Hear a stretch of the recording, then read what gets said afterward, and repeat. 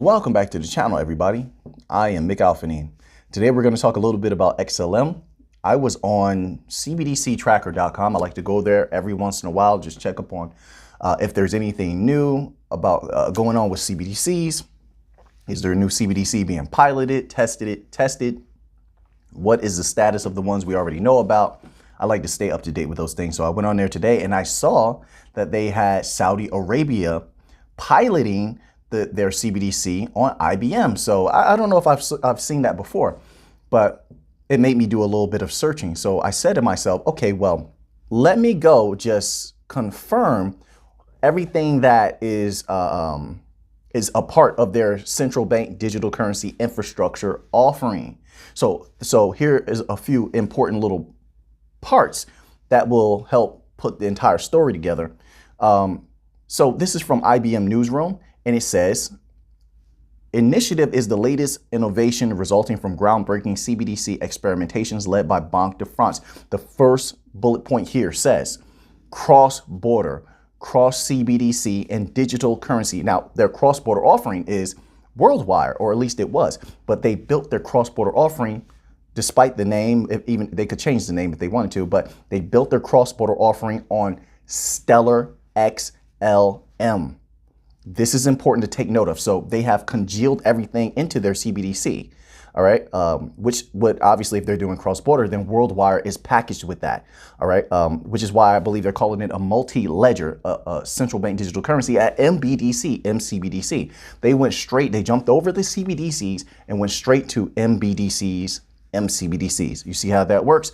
So the cross-border payments is a part of their CBDC offering, which means if Saudi Arabia is going to be using IBM for their CBDC, then they're also vicariously utilizing and leveraging Stellar XLM, because IBM made it clear they're using lumens for their cross-border payments, right? So then the next question would logically, I would think, have to be, well, I guess if you're Auphanim, how much money is coming out of Saudi Arabia?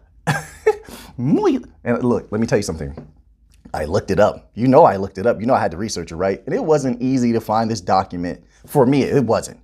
I will be posting that document in the members only section of the community tab.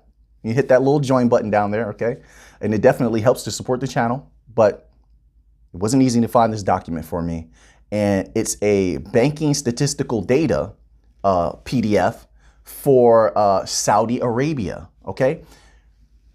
So whatever money they're moving, they stand to move through their CBDC is going to affect, theoretically, no guarantees, not financial advice. I'm not a financial advisor. I'm just a humble researcher. But theoretically, it's going to affect the price of Stellar lumens, okay? Now, especially they have so much money coming out of that corridor for cross-border payments. I mean, it's unbelievable. We're talking Saudi Arabia, and they have a lot of money. I know you already know that, though. But let's continue on here. So I believe this is page 11, and it says statistical data. So let's just read this little paragraph here and pay attention to these numbers. And keep in mind, this is just one corridor. One corridor. When we have so many corridors around the world, this is just one. Let's start here, okay? Statistical data, I think this is page 11. The total value of transactions processed through SARI on an average day currently stands at SAR 28.9 billion, which is USD 7.71 billion. Let's continue on. The volume of customer payments over SARI continues to grow. So as I keep saying, all of these protocols that are planting roots now are going to experience exponential growth. So even with the parabolic runs that stand to happen, the money is only going to increase, because as these corridors and as these ecosystems grow, so will the protocol, and so will the money that in volume that's flowing into those particular protocol, whatever they're going to be. But let's continue on here. It says the volume of customer payments over SARI continues to grow. The average daily volume of customer payments is 37,500 500 with an average payment size, take note here, average payment size of, let's just skip to the US dollars, 18,613 US dollars average. That's the average payment size, the average payment value, $18,613. Tell me that won't affect XLM's price. There's no way you can tell me that. And this is just one corridor. Imagine when all the corridors are up and running. Imagine $18,613 average. And there's no way you believe XLM's price is staying sub 50 cents, 45 cents. What is it now? 25 cents? There's no way you believe it stays there. No way. So the people who are getting in now, not financial advice, and I'm not telling you to buy XLM. Doesn't make a difference at all. Buy, sell, it doesn't make a difference. As you can see, the money that stands to come in, that is what's going to give you a parabolic run for the likes of which you have never seen.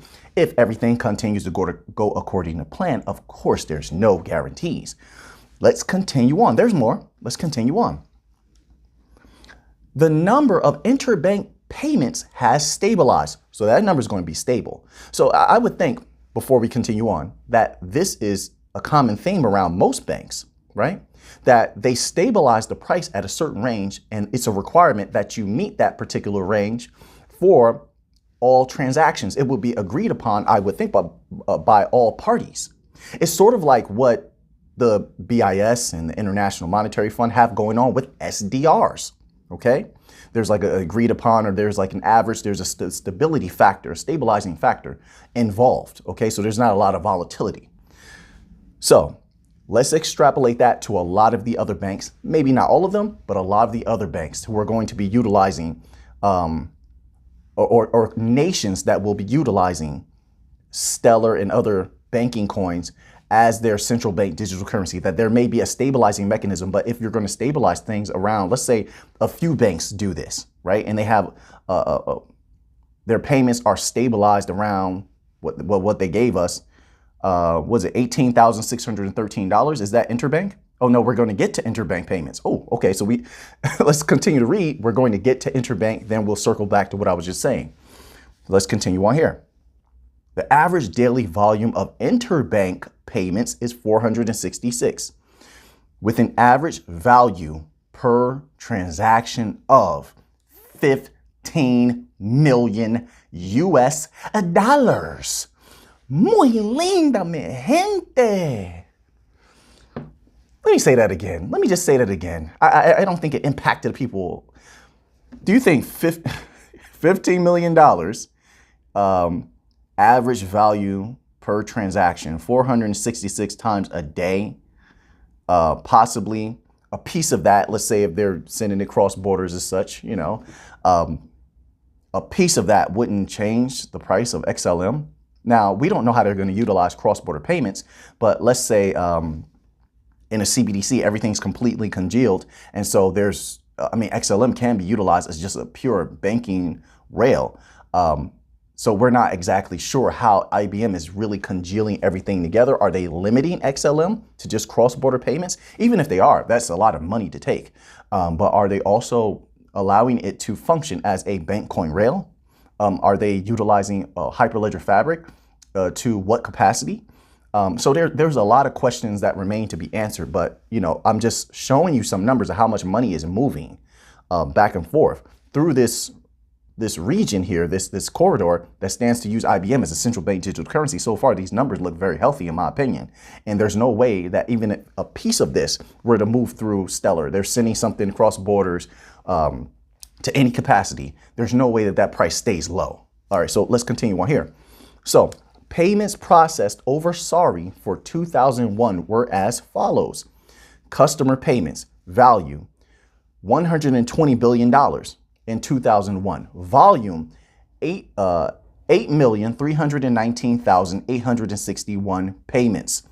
Interbank payments, US dollars for interbank payments. Value $1,428 billion. Let me say that again. $1,428,000,000,000. Listen, this is the type of money we're talking about. Trillions plus trillions plus trillions, multiples of times per day, and high volume. You mean to tell me that that's not going to affect the price of XLM if it's moving even a piece of that? If even a piece of that is floating across WorldWire?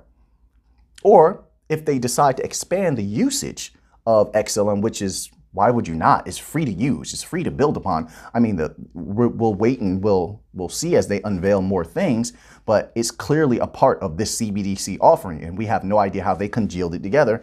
Cross-border is a part of it. IBM's cross-border offering is built on Stellar. So they didn't say that in this CBDC offering, there are different pieces that will be used differently. They're offering it. This is one system. So, I mean, I don't know how the money flowing through that system is going to hit the different rails that it's utilizing, but we will see. But right now, this money looks very, very good, in my humble opinion. Okay, so let's go over that one more time. Interbank payments value $1,428,000,000,000 US dollars. Volume 148,282 payments. Once more, this is only one region, one corridor. Imagine when all of them are up and running. And I can only imagine that there's going to be more, since there's 44 of the top 50 banks utilizing IBM for its mainframes or its IBM cloud for financial services. So it's going to be an interesting time period. Of course, it's going to take a few years for everything to be up and running. Yeah, I do believe it's going to be closer to what the Bank of International Settlement said, 3 to 5 years.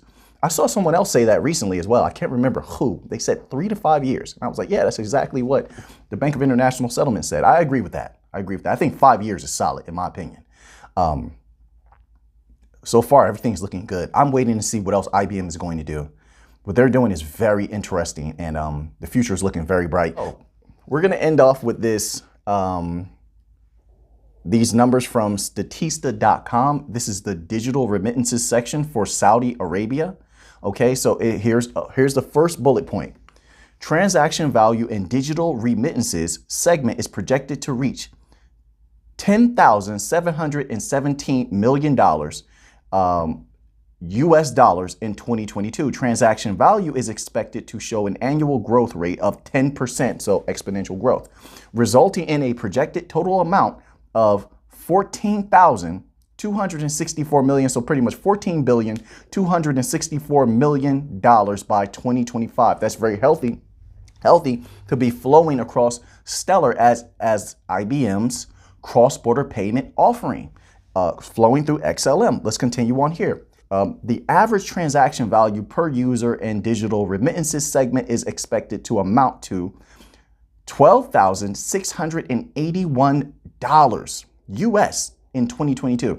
That's the average transaction value. You mean to tell me having an average transaction value, of course the volume is going to be important, but an average transaction value of $12,681 possibly in the future is not going to affect XLM's price?